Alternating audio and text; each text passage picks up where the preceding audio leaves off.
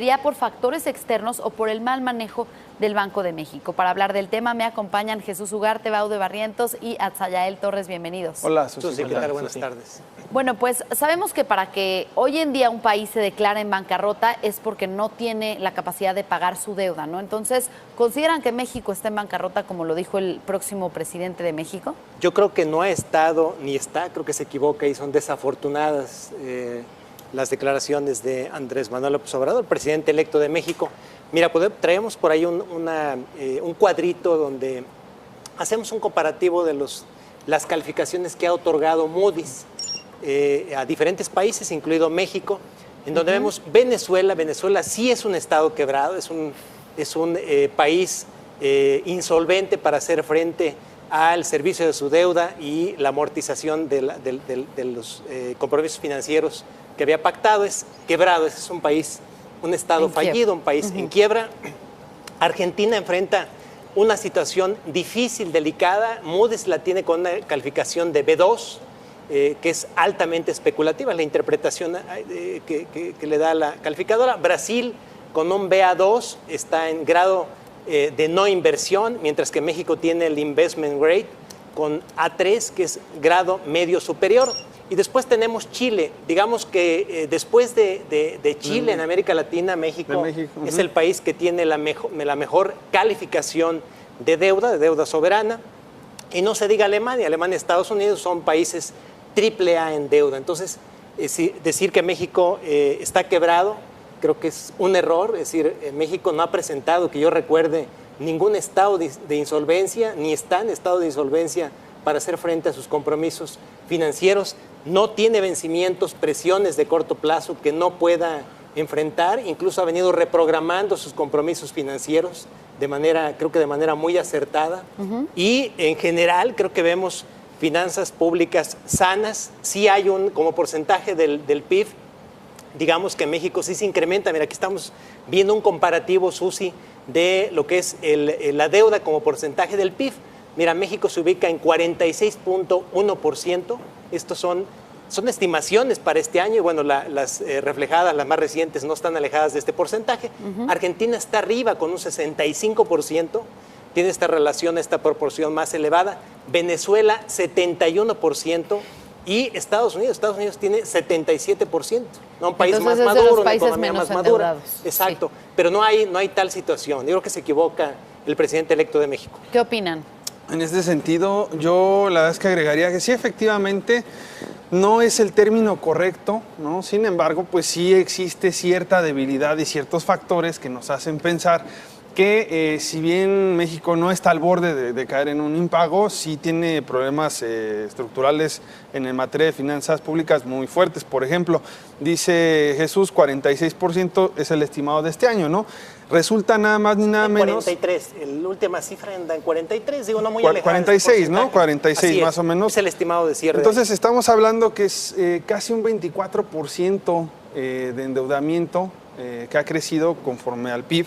Desde que recibieron la administración. Entonces, casi una cuarta parte de la deuda se incrementó, que, insisto, no es un factor para preocuparse. Vemos otras economías que lo tienen una mayor proporción, pero sí hay que ponerle atención a este tema y me parece que, si bien es cierto que no fue la palabra correcta, quizá a lo mejor queriendo pensar, se refería a una expresión más coloquial, ¿no? De la situación financiera del país, pero Entonces, ¿tú consideras que no son finanzas públicas sanas? no estamos lejos de decir que tenemos el mejor estado de las finanzas públicas. La verdad es que sí, no ha sido así, ¿no? ¿Qué opinas, Baude? Lo preocupante, Susi, es de que hace unos días el presidente electo decía que recibía un país con estabilidad económica. Unas 2 o 3 semanas después dice que el país está en bancarrota. Creemos otra vez, así como la semana anterior, a ver, señores expertos económicos o asesores del presidente electo, vamos a sentarnos con el presidente, vamos a ponernos de acuerdo si estamos en bancarrota o si estamos con estabilidad económica. Bueno, vamos a recordar, vamos a irnos a los hechos, ¿no? En el 82 fue la última crisis de deuda del país, la última gran crisis de deuda del país, donde sí México sí estaba en bancarrota porque cayó en suspensión de pagos. En el 82 la economía cae 0.5%, que era la primera vez en 5 décadas que sucedía eso. Estábamos rompiendo una racha. Pero aún más, en el 82 estamos hablando de inflación del 98%. Ahorita en un país en bancarrota, como dice el presidente electo, tenemos una inflación del 4%. Tasas de interés en el 82, 51%. Ahora 7%. La deuda externa, aquí va un dato contundente, ¿no? La deuda externa total, como porcentaje del PIB, en el 82, 134%. Ahora el presidente electo dice que el país está quebrado y por así es solo 37%. Creo que la cuestión fue muy desafortunada, esta expresión, y más bien lo que quiere decir el presidente electo es de que no va a completar. O sea, mejor decirlo así, no voy a completar con lo que tengo. O sea, necesito más ingresos. Pero bueno, más bien dice que no va a cumplir con todas las demandas sociales, pero que sus promesas de campaña sí, que entre ellas están el Tren Maya, la remodelación de las refinerías y la construcción de la nueva refinería. Si me lo permite, Susi, por ahí traíamos otros gráficos también. Ahorita comentaba Baude de inflación, tasa de desempleo, que incluso un comparativo con otros países, ojalá los podamos tener ahí, el crecimiento de la economía también. Es decir, sin ignorar que, y aquí lo hemos comentado, que esta administración quedó a deber con algunos factores. Y es que ese es el punto, cómo ha evolucionado. Quedó a deber en materia de seguridad. Creo que fue una de las asignaturas pendientes del presidente Peña Nieto. Un crecimiento insuficiente, corrupción y empleos no de buena calidad, creo que son asignaturas que quedaron pendientes ahí. Mira, podemos ver casos como la inflación, ya comentaba Baude, 4.9%, creo que no es algo crítico. Estados Unidos es una economía más madura, 2.7%, estos son datos de agosto de este año, son incrementos de precios. Argentina, que atraviesa por una situación difícil, un país que sí tiene problemas financieros, 34.4%, la inflación. Venezuela, se espera que al cierre de este año llegue al 1.000.000%, un estado fallido, un país que sí está prácticamente en la bancarrota. Por ahí traíamos también indicadores de tasa de desempleo, donde vemos que México creo que no está mal ubicado. Mira, una tasa de desempleo de 3.2%, esta es la proyección del Fondo Monetario Internacional para el cierre de este año. Estados Unidos 3.9%, Argentina por la situación que enfrenta 9.1%, y Venezuela 33.3% es el pronóstico para este año. Es decir, vemos en general, sí, vemos indicadores, algunos indicadores macroeconómicos, creo que saludables para México. No obstante que aquí lo hemos comentado, la inflación se disparó el año pasado, ha rebotado en los últimos 3 meses.